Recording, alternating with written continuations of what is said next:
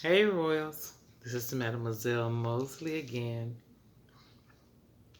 I hope everybody's doing fine tonight. And I've been really thinking about y'all and missing y'all. And I'm just gonna slow it down since it's Friday night. I'm just gonna take it slow from the beginning to the end. Best as I can. You know how we do it. Look, I woke up this morning with a thought on my mind, and I just thought it was just so beautiful. The truth is beautiful. Sometimes it don't make us feel beautiful, but it's beautiful. So I'm going to share it with you guys tonight. Okay, best as I can to make you understand. And when I talk to y'all, it's stuff that I learned, it's stuff that I experienced. Not everything, not every little thing, but it all goes together. And I'm going to read this to you guys, what I wrote. Um, I feel like because we got so used to numb relationships, where we don't feel anything, that we're just committed to the commitment, but not committed to being the trueness of that commitment. You get what I'm saying? Like, we stay in it because we got kids and, we stay in it. People say, oh, yeah, that's the reason to stay kids. But the sad part about it, this is how I feel. This don't mean this is your reality or anybody else's reality. I'm just sharing something about my reality. Sometimes you teach the kids how to be unhappy and not to live in their truth.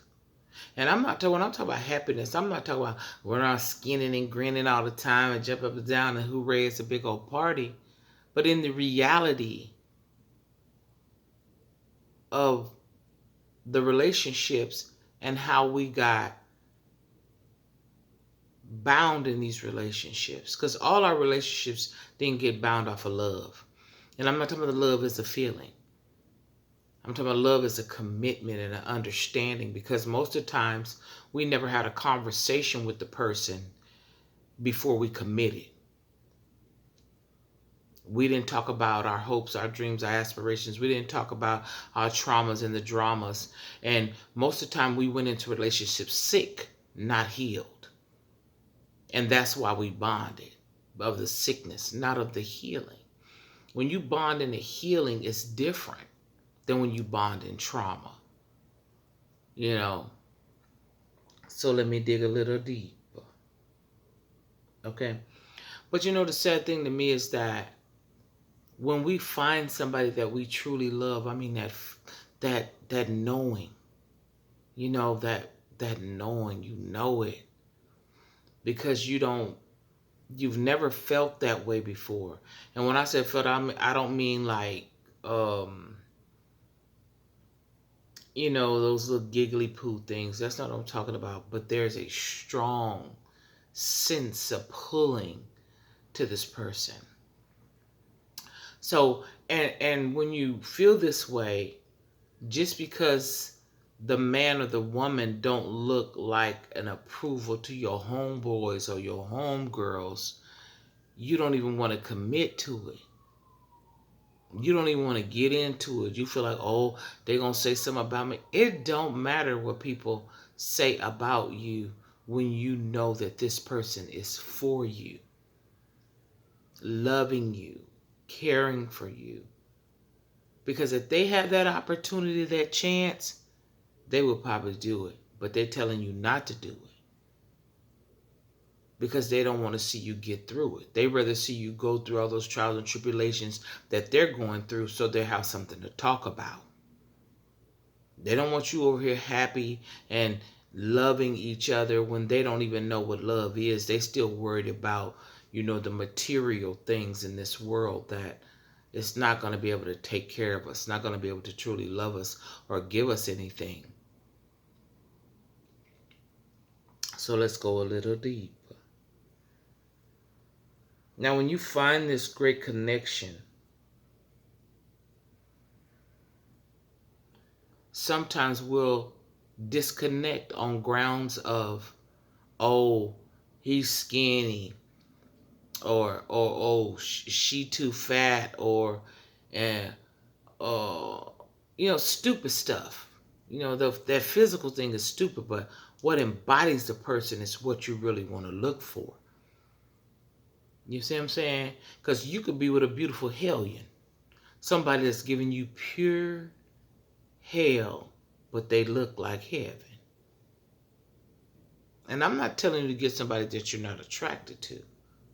But if you still need your homegirls or your homeboys' approval, then you lack maturation. You haven't matured enough to understand life is greater than the physical. Because if we all look back at our pictures, high school, junior high, whatever, we have changed physically and hopefully spiritually and mentally for the better. But we can surely identify that we all physically have changed in our bodies.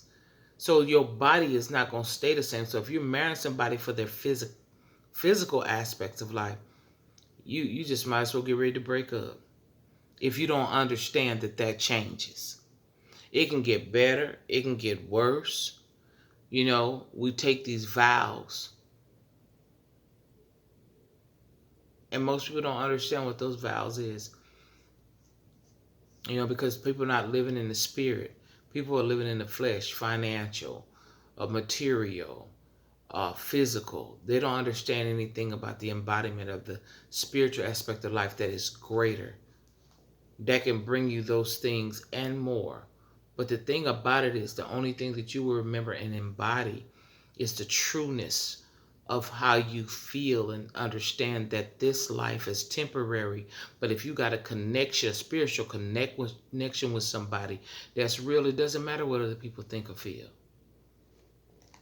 It don't, because if you're going to let that happen, you're going to be unhappy for the rest of your life if you're worried about how people feel about what you do. Let me go a little deeper.